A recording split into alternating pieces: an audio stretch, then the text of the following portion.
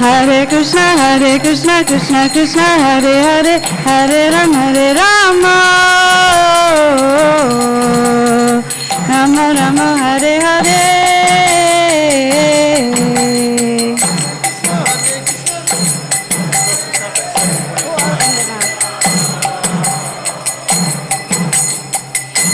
Rama Hare Hare.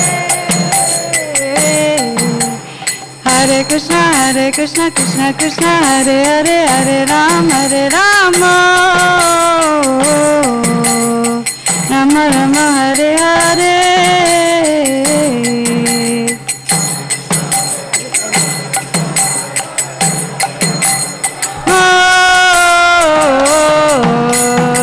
Rama Rama, Hare Hare. Shri Shri Radha Nila Madhava Ki Jai, Srila Prabhupada Ki Jai.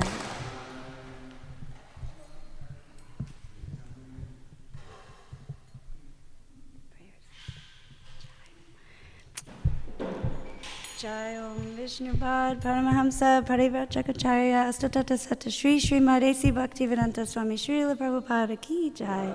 Jai Om Vishnupad Paramahamsa Parivrajacharya Astatata Sata Shri Shri Mad Bhakti Siddhanta Sarasvati Thakur Goswami Maharaj Prabhupada Ki Jai.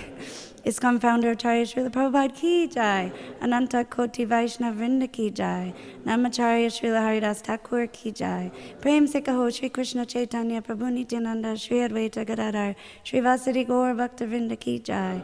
Shri Shri Radha Gopa Gopinath Shamakun Radha Kun Giri Govardhan Ki Jai. Shri Vrindavan Dham Ki Jai. Shri Mayapur Dham Ki Jai. Ganga Maya Ki Jai. Yamuna Maya Ki Jai. Bhakti Devi Ki Jai. Tulsi Devi Ki Jai. Shri Harinam Sankirtan Ki Jai. Samaveda Bhakta Vrinda Ki Jai.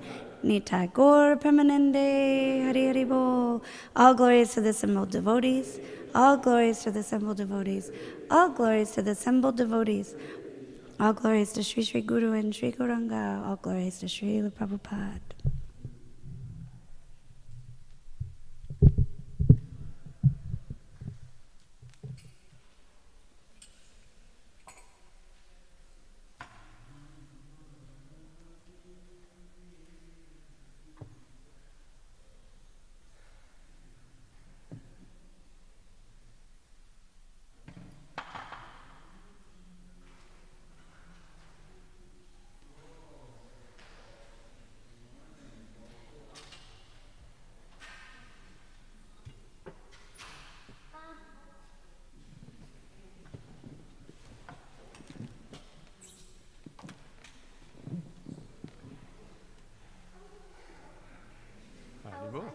I saw you.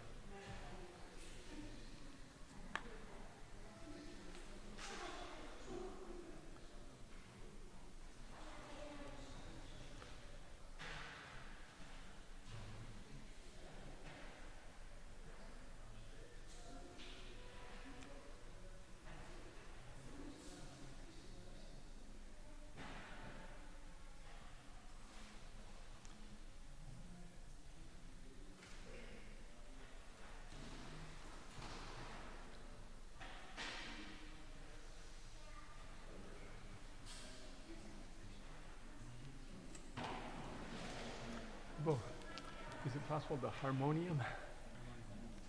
Oh, if it's a hassle, don't worry about it. Okay. Yeah, sure. There's a hefty garland. Yes. I don't know if my back would take. Thank you very much. Hare Krishna. There you go. There you go.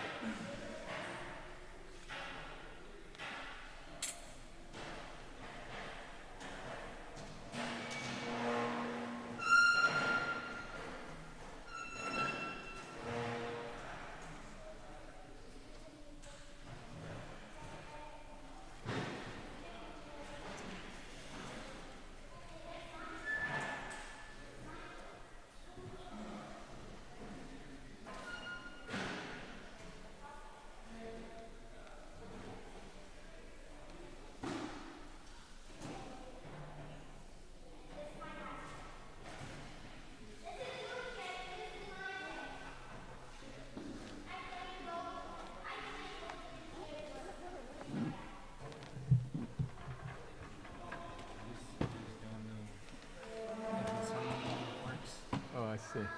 Looks kind of. They used to have another one here, but it's gone. So now I see. Yeah, that looks pretty iffy, doesn't it? Okay. I'll just use the car. Yeah, there's some rye here. Something busted. Yeah, I'll just use the car tool, so it's okay. Thank you.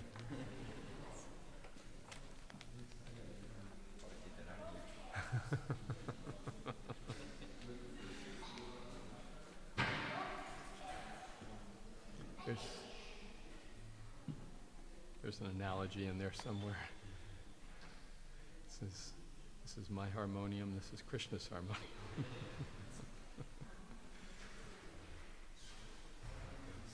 Yeah. Okay. Something to read here this morning.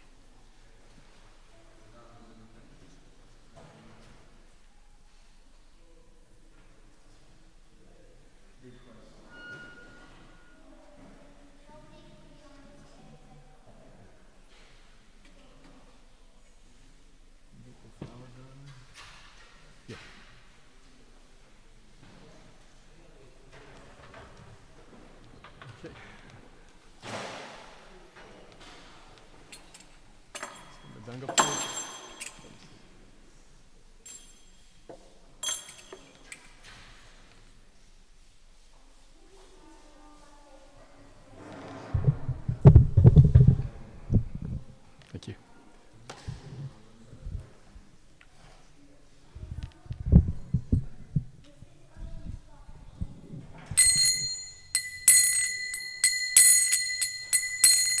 Jaya Radha Madhava Kunja Bihari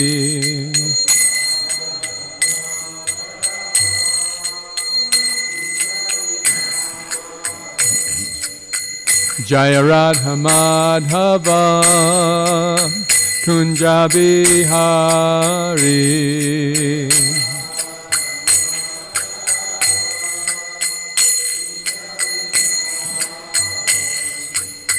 Gopi Janabala Girivaridhari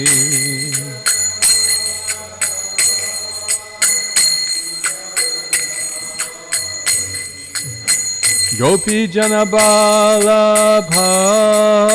Girivaridhari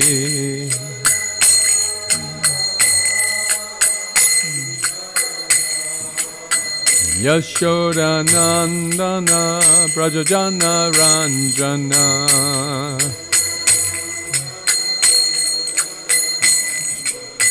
Yashoda Nandana Brajajana Ranjana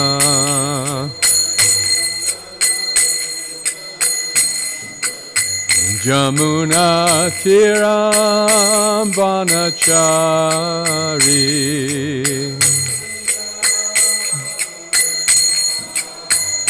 Jamuna Tiram Vanachari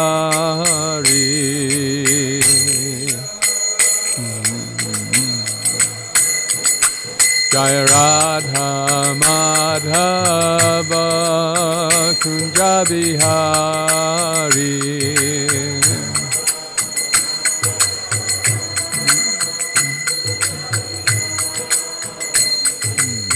Gopi Jana Balabha Girivaridhari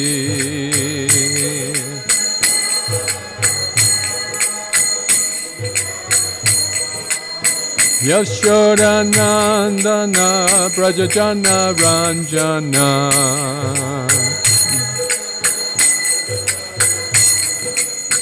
Yashoda Nandana Brajajana Ranjana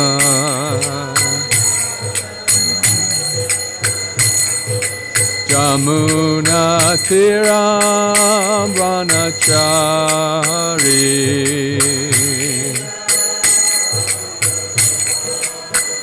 Jamuna Tiram Vanachari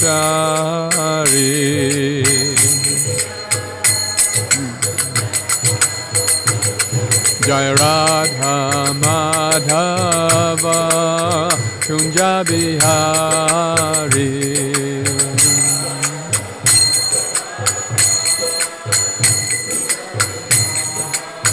Jaya Radha Madhava Kunja Bihari.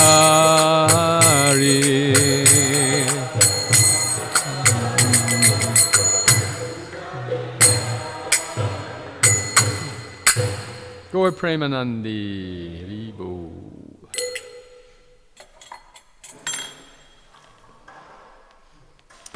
Om Namo Bhagavate Vasudevaya. Om Namo Bhagavate Vasudevaya. Om Namo Bhagavate Vasudevaya.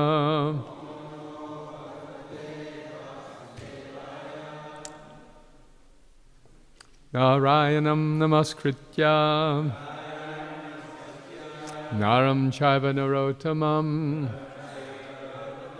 Devim Saraswatim Vyasam Tato Jayam Udirayet Nashta Prayeshvabhadreshu Nityam Bhagavata Sevaya Bhagavati Uttama Shloke Bhaktir Bhavati Naishtaki. Hare Krishna, welcome everyone. This morning we're reading from Srimad Bhagavatam, Canto 7, Chapter 1, Text 25. This is the chapter entitled what? Anyone remember? From yesterday's class.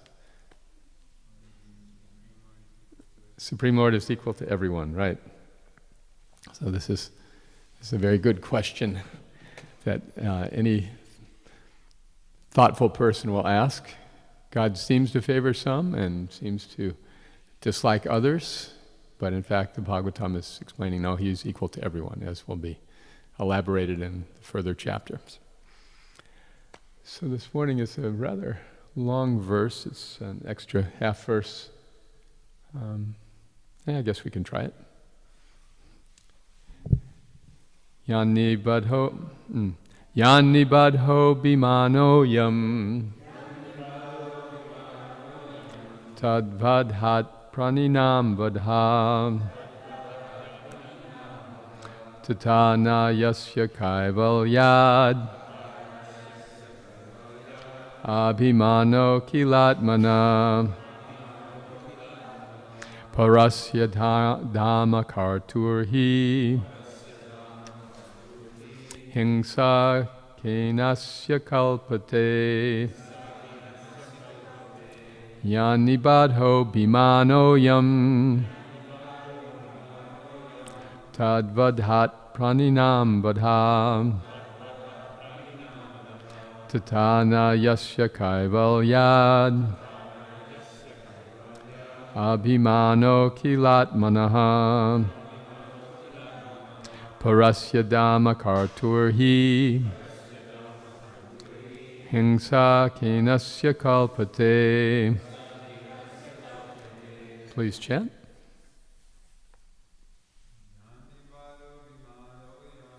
Yani badho bimano yam tadvadhat praninam vadaham tatana yasya kaivalyad abhimano kilatmanaha parasya dhamma karturhi hingsa kenasya kalpate.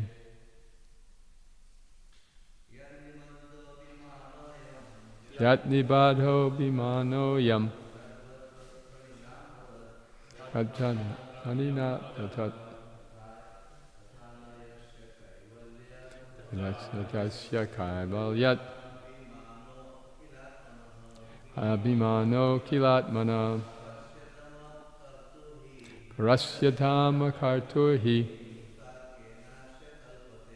himsa kenasya kalpate. Anyone else like to chant? Yannibadho bimano yam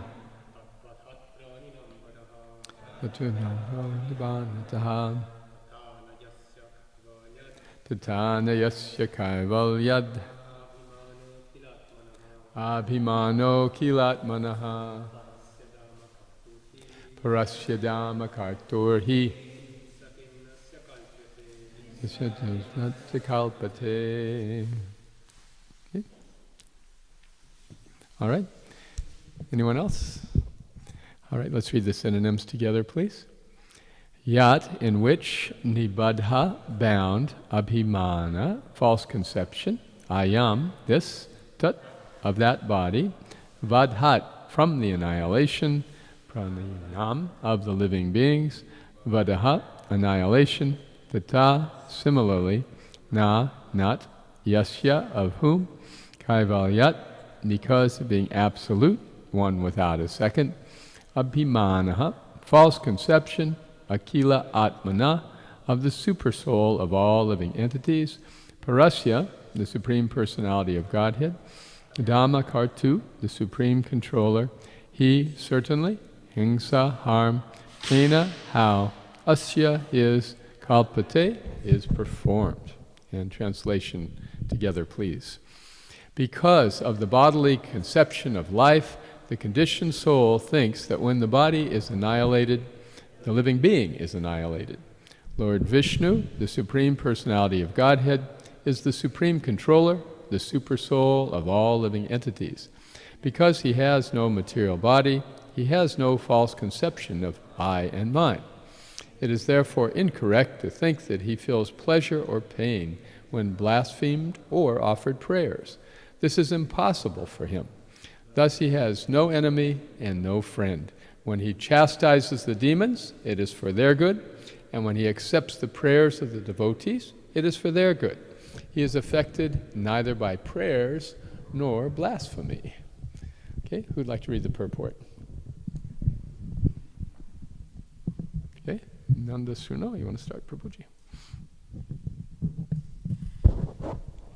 Because of being covered by material bodies, the conditioned souls, including even greatly learned scholars and falsely educated professors, all think that as soon as the body is finished, everything is finished. This is due to their bodily conception of life.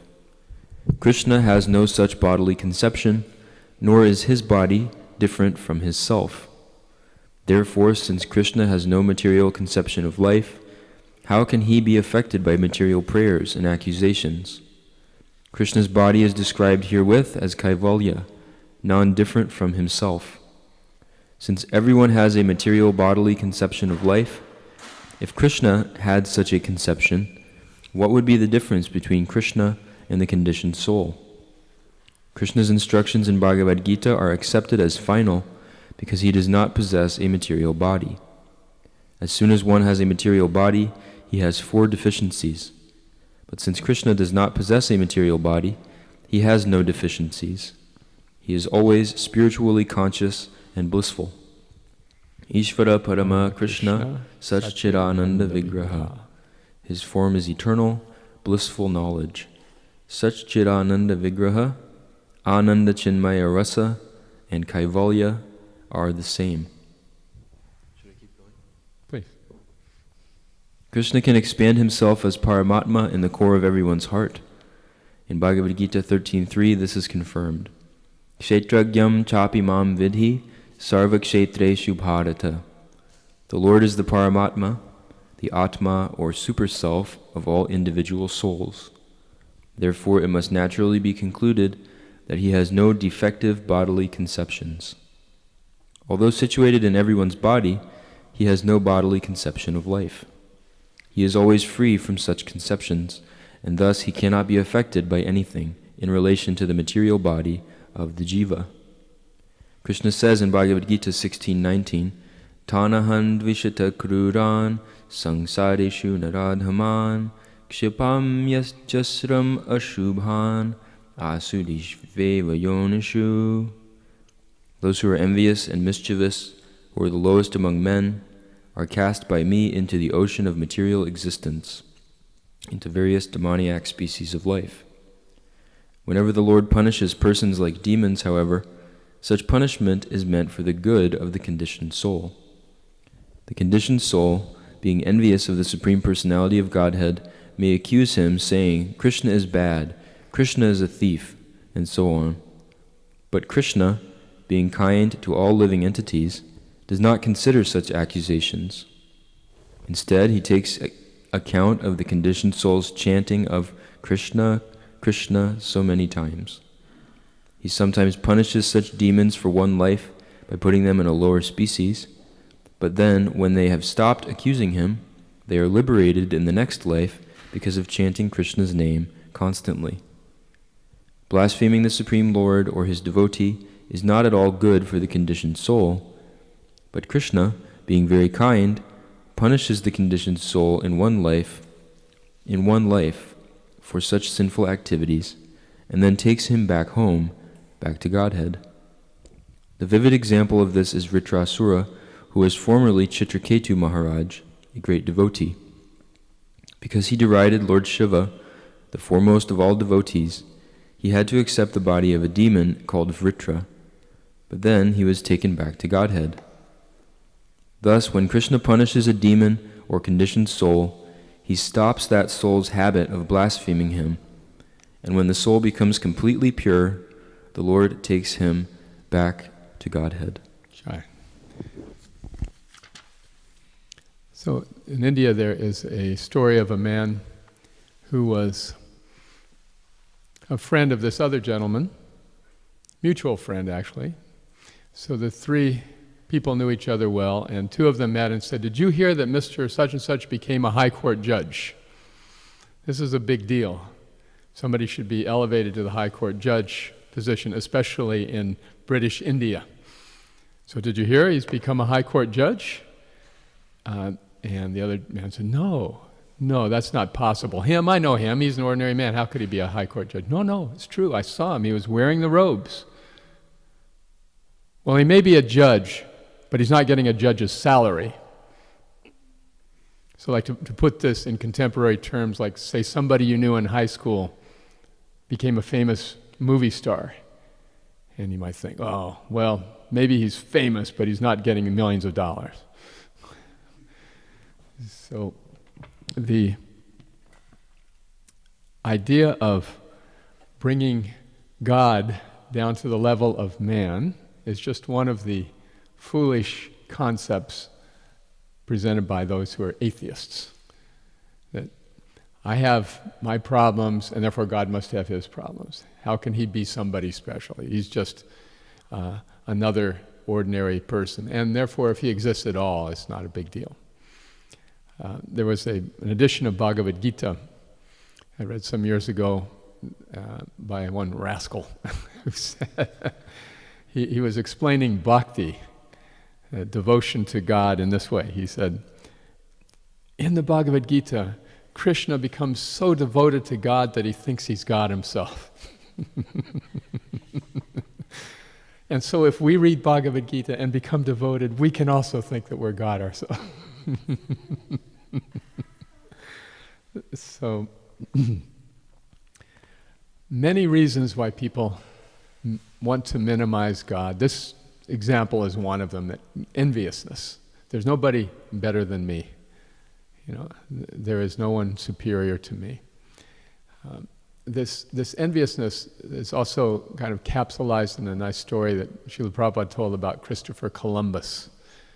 So this was in regard to Prabhupada's going west, introducing Krishna consciousness so successfully, and then some in India said, well, you just went west and started chanting, anybody could do that. He said, no, it takes intelligence. He said, Columbus was approaching the Queen. Can you give me some ships? I want to discover a new passage to India. So the ministers of the Queen were saying, don't waste your resources on this because it's crazy. Don't do it. But she did anyway. So he sailed west, and then he came back with all this evidence. I've discovered a whole new world. And the ministers said, well, what did you do? He said, I just sailed west and I ran right into it. And they said, well, anyone could do that. And he said, no, wait a minute. It takes courage. It takes intelligence. And he said, let me show you. So he took an egg and gave it to the ministers and said, now I want to see who can make this egg stand up on its end. So they tried and kept falling over. And then he said, it's impossible. So then Columbus boiled the egg, lightly cracked one end, and stood it on its end. And what did they say? Anyone could do that. So in the same way, this amazing creation that we see all around us, the intricate constructions of cells and the incredible stars like the James Webb telescope is showing, and all these supernovas, the very amazing flexibility of the cells in the human body that can adapt to all sorts of different purposes. How is all of this happening without intelligence? Well, the atheists will say, well, it's just an incredible series of chances. By some incredible, miraculous series of chances, it has come about. Just like they say, if you put a monkey in a room with a typewriter and left the monkey there long enough, eventually he would type Shakespeare.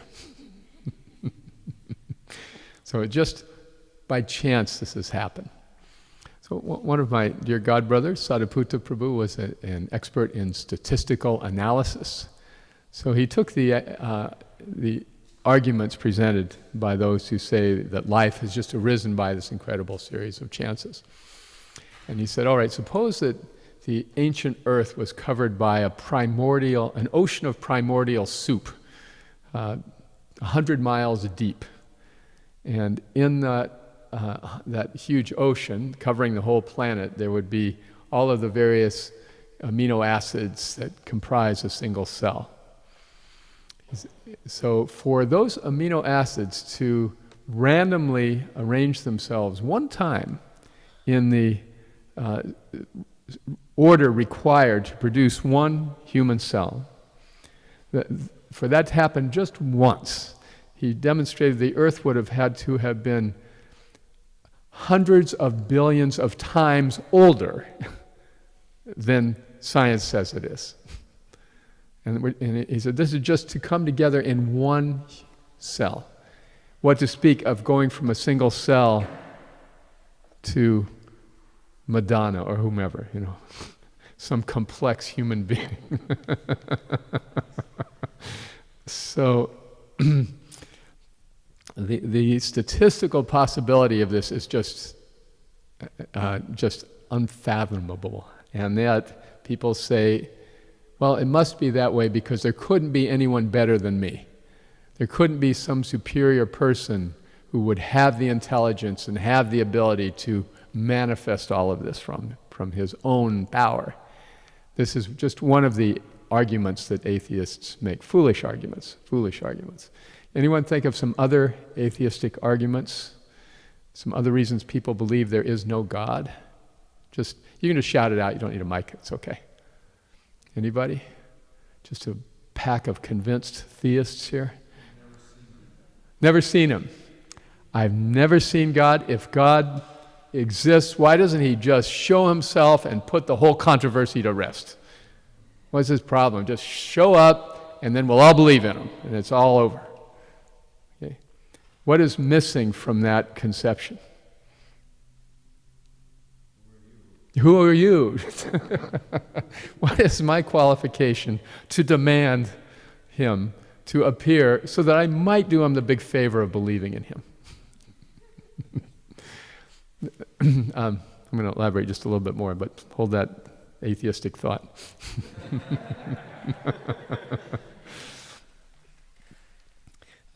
If we want to see somebody important, we really have to be somebody important ourselves, right? To see the president or to see a CEO of a company or something. We have to have a good reason. In other words, we have to be qualified. So the problem with this argument is that we do not take it upon ourselves to have any qualification whatsoever. Why should God show himself to me? What have I done? And if God is so majestic and awesome, what can I do? But that's one of the beauties of Bhagavad Gita, that even an insignificant person can approach God with a leaf, a fruit, flower, a little water, and He'll accept it. If we just qualify ourselves with a little bit of love or a little bit of faith, then He's ready to reciprocate, as awesome as He is. And that faith is already being exercised, just directed in another way. We have a lot of faith that by satisfying our senses, we're going to be happy. We have a lot of faith that if we make a lot of money, we're going to be happy. We have a lot of faith that if we have just the right partner, we're going to be happy. We are exerting our faith in all of these directions. So yoga just means to redirect that same faith towards God. It's a reasonable direction. And if we direct our faith towards God and it doesn't work out, we can always go back to the material stuff. You know, there's no contract signed in blood. As they say, a karma back guarantee. If we don't like our relationship with God, then we just go back to not having one. But the experience of that reciprocation is so powerful that it will. In fact, the acharyas warn us, the teachers warn us, it'll just draw us on and on because Krishna is that beautiful. All right, what's another atheistic argument? If God exists, then why would He have done the things He's done to my family or my friends, taking people away from me? If God exists, why would He do the things He's done to my family, my friends, taking these people away from me? Very, very good question. You know, Mark Twain, the famous American author, wrote this really wicked short story, and he he described a man who had been brought to court and accused of a variety of crimes. He said, your business partner accuses you of embezzling of taking all of the money from the company, and your wife accuses you of selling your daughter to a brothel, and your neighbors accuse you of murdering their father. What do you have to say for yourself? And he said to the judge, Your Honor, I went to church, and I listened to the pastor, and the pastor said, Go now and do as your heavenly Father would do. So I did. What's the crime? I was just doing what I was told. So this very atheistic short story. Twain actually lost a daughter, I think maybe two daughters, but one beloved daughter to tuberculosis or something, and then he just became a roaring atheist. So, yes, why does God treat some people well and some people poorly? That is, in fact, the very subject of this chapter. So, as we read in the verse, that it is incorrect to think that God feels pleasure or pain when blasphemed or offered prayers. This is impossible for Him. In other words, He has no friend or no enemy. When He chastises the wicked, it is for their good. When He accepts the prayers of the devotees, it is for their good. He's affected by neither prayers nor by blasphemy. So this is one of the profound teachings of the Vedas that I never heard in my Judeo-Christian upbringing. That God is actually equal to everybody. And the problem is we want to enjoy this world, and we think that if we're godly, then we should be able to enjoy this world. But that isn't what He promises. That isn't the message of any of His teachings. He says that this world is a place of suffering. My mother used to say, oh, you're so fatalistic, you Hare Krishnas, you're so fatalistic. This world is full of suffering, birth, death, disease, old age. Can you talk about something pleasant? But the problem is that it is the reality that we are living in. So does that mean that there is no happiness in this world, that there's nothing pleasant that we could talk about or be involved with? No, it just means we're looking for the happiness in the wrong place. We're trying to find happiness in an environment that doesn't offer happiness. But there's another environment, parastasmatu bhavanyo vyakta vyakta shanatana. There is a permanent environment, the abode of God, to which we have access even in this world, if we know how to tap into it. So tapping into that pleasure makes the attempt to try to find pleasure in the material world just look ridiculous. So when people suffer, it's not because God is cruel to them or discriminating against them. It's because God is giving them what they want. They want to try to enjoy something which is not enjoyable. And that he's neutral. You want to enjoy this side, go right ahead. And you know you're going to bang your head on the wall, but it's your choice. Or if you want to enjoy this side, that's also your right and your opportunity. So still, people take to the spiritual path, like all of us in Krishna consciousness, we've taken to the spiritual path and we never have anything go wrong in our lives, right?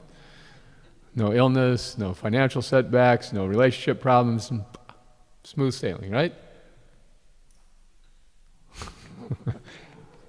No, okay. I don't know what's your problem. No, those who are on the spiritual path also suffer, which again feeds the atheistic view, well, what's the use? So there's a nice example given by Chanakya Pandit about raising children. We have parents here. Those who are parents know that there's different stages in which you're dealing with a child. Chanakya summarizes it like this. He says, from birth to age 5, you got to give them everything they want. Just indulge them everything they want. From 5 to 16, you got to be like a tiger and discipline them. And 16, then you have to be their friend. In other words, by the time the kid is 16, you're not going to form them anymore. They are what you are. You don't get a second bite at the apple. So the early stages of spiritual life have this incredible sweetness that we have all experienced. That awakening to the existence of spirituality, it imbues us with a kind of happiness we've never experienced before. And I'm speaking for myself, but I know that we have, those of us who are practicing Krishna consciousness, we've all shared this. The Nectar of Devotion, the manual on Bhakti Yoga, says that the qualities of pure devotional service, which one can begin rendering from day one, are relief from all kinds of miseries and immersion in the highest bliss. So that becomes evident right away. Like one new devotee was saying, I used to hate doing chores at my house, but when I do them at the temple, when I'm sweeping the floor, it's just so blissful. What's going on? So that's age 0 to 5. Krishna gives us this like special introductory offer for Krishna consciousness. But then 5 to 16, there's a discipline. And after the Jai Bliss Nectar stage, then we start getting these tests. And when we get the tests, we start thinking immediately, well, hey, wait a minute, I've been chanting, I've been going to the kirtans, I've been doing everything. Why is this? This doesn't fit. Why is Krishna doing this to me? And we all have this thought. That's the test. Then we're being disciplined. Okay, in spite of this little bump in the road, are you going to persist in your pursuit of God consciousness? And when we if we say, yes, I'm going to do it, then we're that much more mature, we're that much more convinced, we're that much more detached from the kind of material happiness we used to be addicted to. So those tests are to be expected, and they come one after the next, and they hit deep. Krishna knows right where to push the button. He knows, he's an expert surgeon. He goes right to the of our material attachment and severs it. And we go, oh! and sometimes it can be an extended period of testing. But that's good. That's just a sign that we're making progress. Who knows this verse that Prabhupada said should be the motto of all devotees in this regard? Pam susamikshamano punjana evatma tambakam tadvad vapurvir viditam namaste vivaite mukti pade sadayava. What this beautiful verse from Canto 10 means is that one who goes on pursuing God consciousness in spite of getting various struggles, first of all, recognizes those struggles are simply a result of my own past misdeeds. They're not coming from God as a punishment, they're coming from my own foolishness as a reaction. And so I'm responsible. Isn't this maturity? When we discipline a child, we want them to become responsible. When we discipline a child, we want them to be able to say, okay, I am getting what I have earned right now.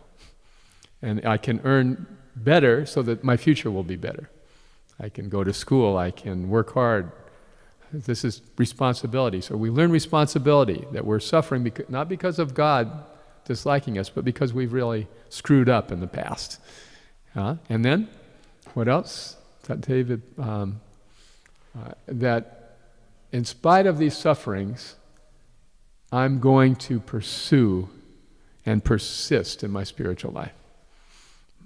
I'm not going to be deterred. So, Lord Brahma, the speaker of this verse, says, for such a person who persists in spite of difficulties, the kingdom of God becomes his rightful claim, an inheritance. So, to receive an inheritance, what does one have to do? One has to just stay alive. So if we stay alive in spiritual life, we will inherit the abode of the Supreme Lord. Okay, so any other atheistic arguments? We're really short on atheists this morning. Why some, like, maybe it's related to what you said about why some very bad events, I don't know, Auschwitz or 11 September happens. Like some kind of calamity in the world, not necessarily that affect us, but that affect other people. Some disaster like the coronavirus plague, or they killed millions, or the terrorist attacks, or different calamities, heat, rain, so in the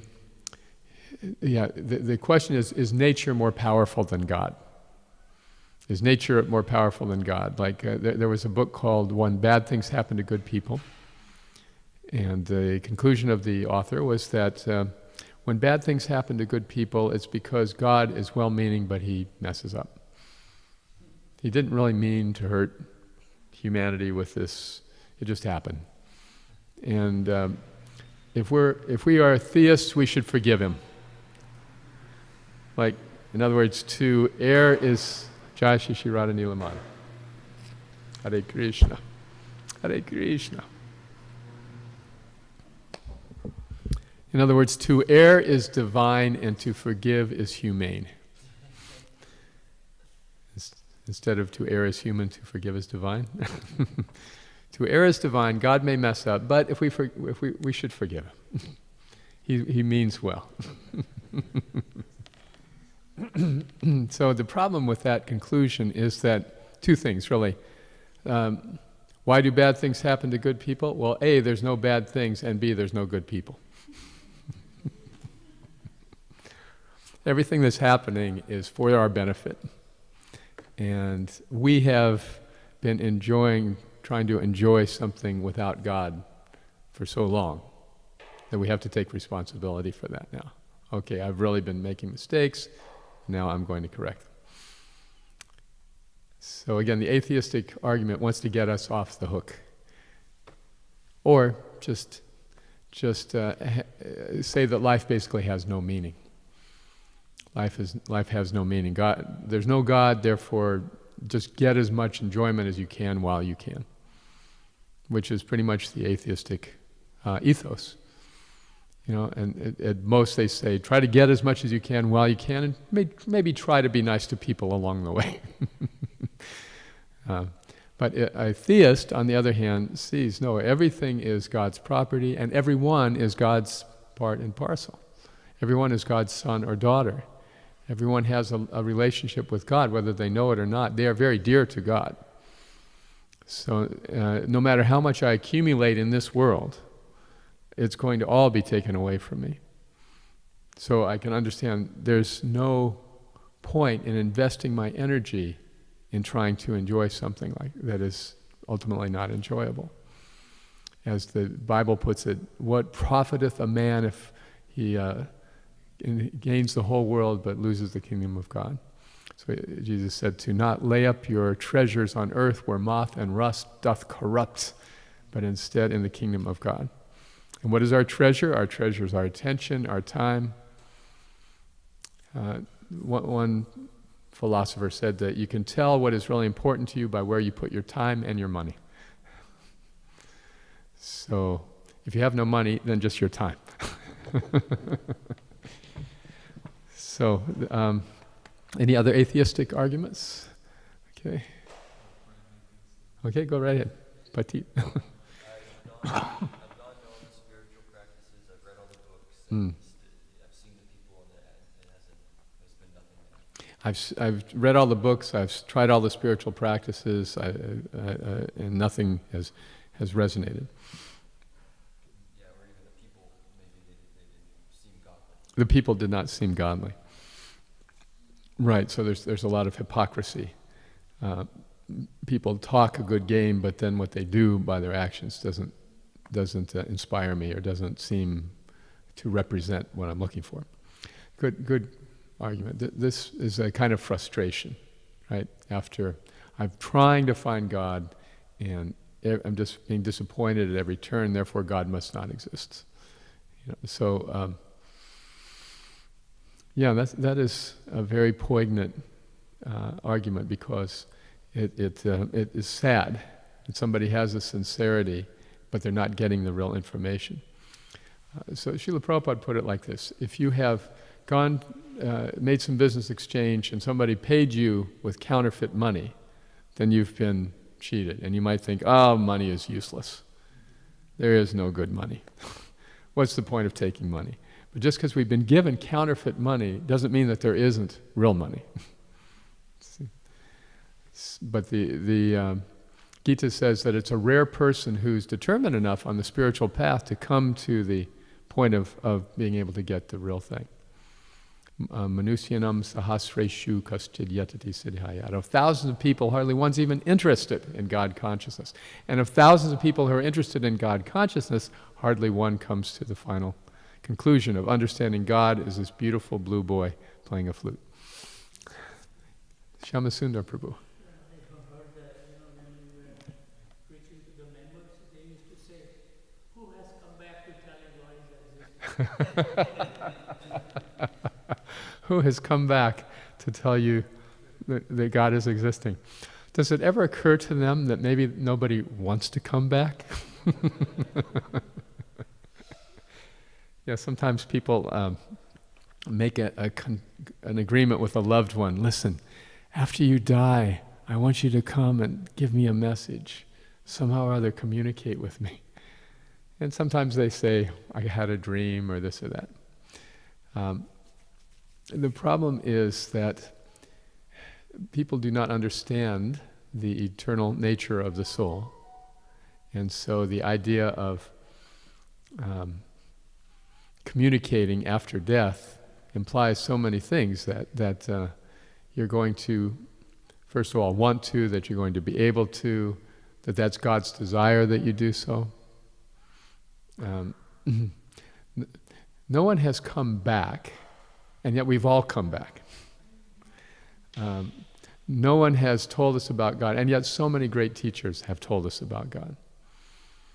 So what do we want? That's sort of Christianity in a way.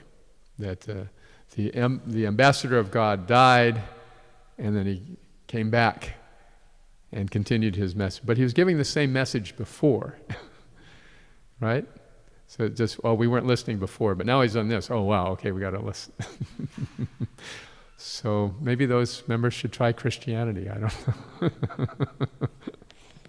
know. The point is that it gets back to that earlier discussion that God's got to do this incredible thing and then I might believe in him. As opposed to saying, well, let me just redirect a little of my faith. Maybe God exists. Maybe I'll give him a try. There was a Christian philosopher named Pascal who was arguing with an atheist friend. And his friend was deriding his faith. He said, how can you put all your faith in God and an afterlife? You know, you're just wasting your time. So Pascal said, well, okay, so you're putting your faith in the things of this world. Are you happy? Yes, I'm happy. Okay, well, I'm putting my faith in God and I'm happy. So if you're right, there's no afterlife, there's no God, then we're equal. You're happy, I'm happy, we're equal. But if I'm right and you're wrong, when we die, I'm ready, but you're in trouble. So this was called Pascal's wager. You can't lose.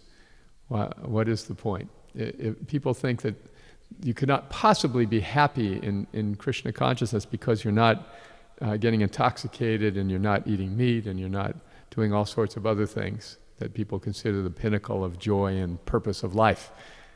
But we're happy. For me, I'm a lot happier than I was before Krishna consciousness.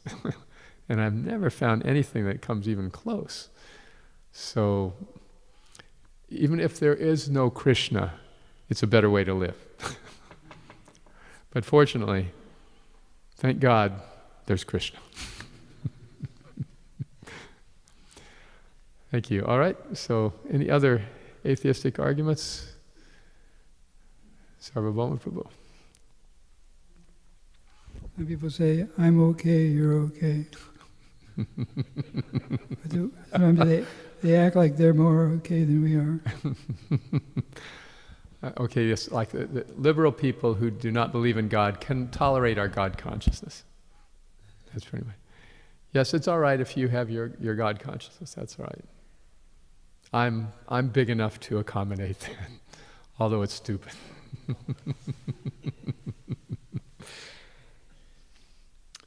Yes, so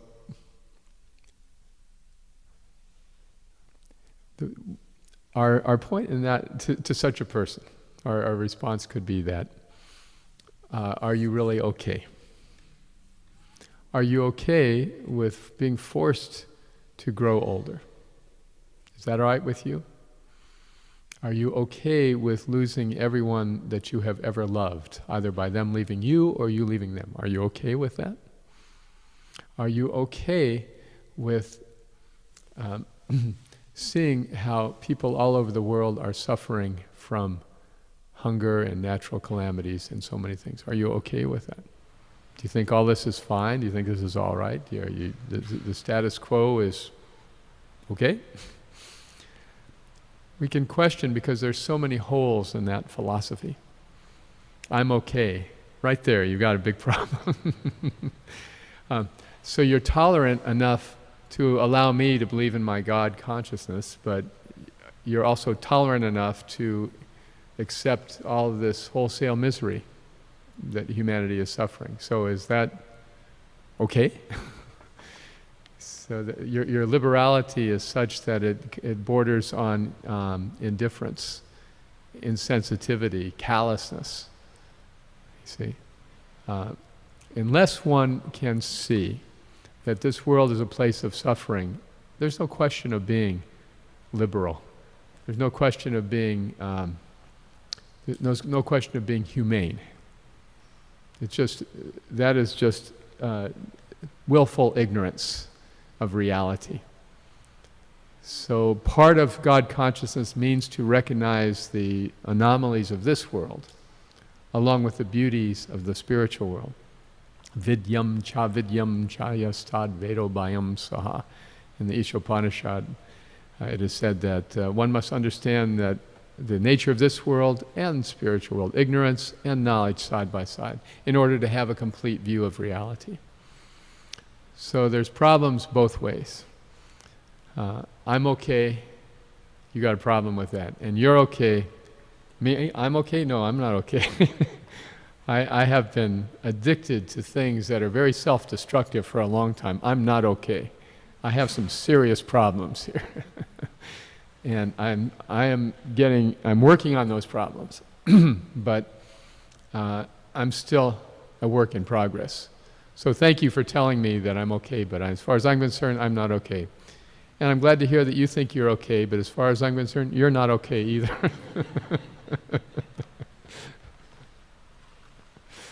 All right. Yes, Radha Krishna Prabhu. We got some first-class atheists. That a group of intelligent men created God to control the other people. Yeah. A group of intelligent men created God in order to control others. Yeah, this is Marxism. Religion is the opiate of the people. Right? Religion is the opiate of the people. That, and there's some merit in this, especially in medieval Catholicism. There was because the church owned everything. They were both the secular and the spiritual leaders of society. So they dominated society by saying that, yes, you're suffering, but you will enter the kingdom of God, so don't worry about your suffering. And in this way, they repressed people and deprived them by promising them future paradise. So for this reason, the communist atheist philosophy is that just reject God. Let's deal with reality. The communists would tell the people, pray for bread. And then they'd come and say, do you have bread? And they said, no. And then they'd pull up a truck, well, we have bread, so here you go, we're better than God. You don't need God, you just need us. In this way, they pushed the godless philosophy. There is an exception, though. There's a story about Lenin, the communist father, going to India. So he went to India. When he came back, he said, now that I've been to India, I believe in God. And they said, Comrade Lenin, how can you say that? He said, no one else is running that country.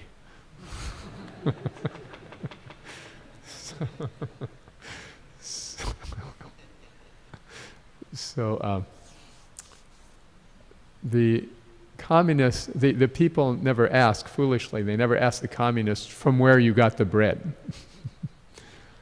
Did you manufacture the wheat in your factory? You cannot produce a grain of wheat. You're dependent on things beyond your control for that wheat. And that which is beyond your control we call God. So, yes, that is a very popular philosophy. In fact, it's growing.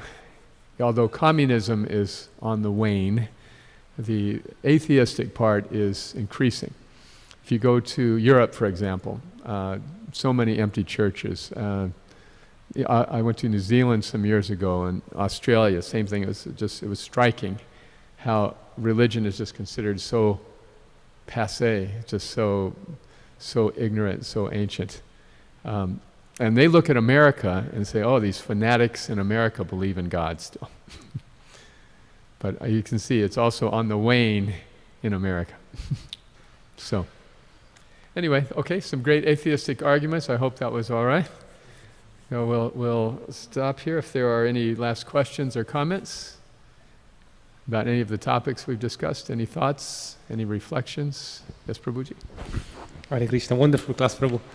I was just thinking, like, how it is somehow unnatural to think that everything random comes from some random function. You know, like, even though this world is a place of misery, everything is so perfectly organized. The gravity, yes, the planets, the more I delve into science, like from chemicals, we can express electricity that allows us to move. So we acknowledge these amazing laws of nature, but as Prabhupada said, we don't acknowledge the lawmaker. Yeah. And I was listening to an example, talking about statistics and probability, that the probability of a Big Bang is the same probability of being in a factory of ink, an explosion, bam, and you have Oxford Dictionary. Yes. So anyway, thank you. That's a very good example. We used to do a play in the old days called The Big Bang Construction Company. You just give us the model, give us the blueprints for your house, and we'll bring the lumber and we'll bring the cement and we'll put a big charge of dynamite under and we'll blow it up. And there will be your house. And if it doesn't work the first time, we'll just do it again.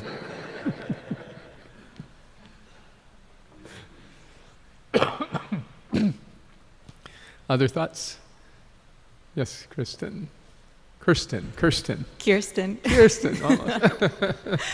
But another thought that came to mind was another conception of thinking that why should we worry about the afterlife? We have life here now. We should focus on the problems in our life here now, fix that. So why think about the future aspect of where we're going when there's so many problems and issues right now? Why do you have problems in your life right now? What do you think their source is? Chance? Or perhaps something that we've done in the past, in our past life? You see? So we want to fix the problems that we created in the past now without thinking about what we're doing, how what we're doing might create problems for us in the future. See, very short-sighted. Again, an atheist will think it's all random if you get born with this problem or that problem. But a theist knows, no, what I have now is the result of what I've done in the past. Therefore, instead of trying to adjust all of that, let me look forward and see, what am I going to be in the future? This is a life of responsibility, and human life is meant for that. See? It is said that if you want to see your karma, just look in the mirror. This is what I did in the past. This is what I don't want to go through this again. Okay. So yeah, taking the long view. Like a child will say, I don't want to go to school today. I want to play. I have a problem. My problem is school. I don't want to deal with that problem. I want to play. But the parents with a broader vision can say, no, if you don't take responsibility for your studies, in the future, you won't have what you need to live a wholesome life. See? So similarly, the scripture is saying to us, look, take the long view here. Instead of trying to fix up things that are resulting from the past, deal with what you're going to be next life.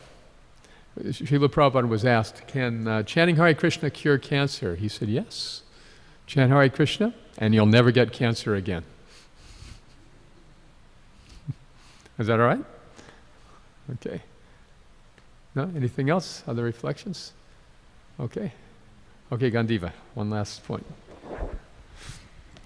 I'm still a little confused about the point how he doesn't feel any pleasure or pain when blasphemed or offered prayers, because I remember hearing that he does like when we do things for him, and it does hurt when we reject him. Is the deciding factor if he feels pain or pleasure or not if we actually believe in him? Or that's a really good question. He's not affected. Krishna is busy with Radharani, playing the flute, tending the cows. He's not losing any sleep over our lack of Krishna consciousness. He delegates that responsibility to the material energy to deal with us if we don't want to have a relationship with him. See, but he wants us back. Nonetheless, he wants us back. He will be very happy for us to come back. If we approach him with prayers, he is pleased. But he's not hurt if we choose to reject him. See, it's like we can love somebody, and sometimes they may do things that please us a little, and sometimes they may do things that annoy us a little, right? But the overriding love that we feel for them doesn't change. So even the atheist who is blaspheming God, God loves and tolerates. and gives the atheist what the atheist wants, which is a life without God.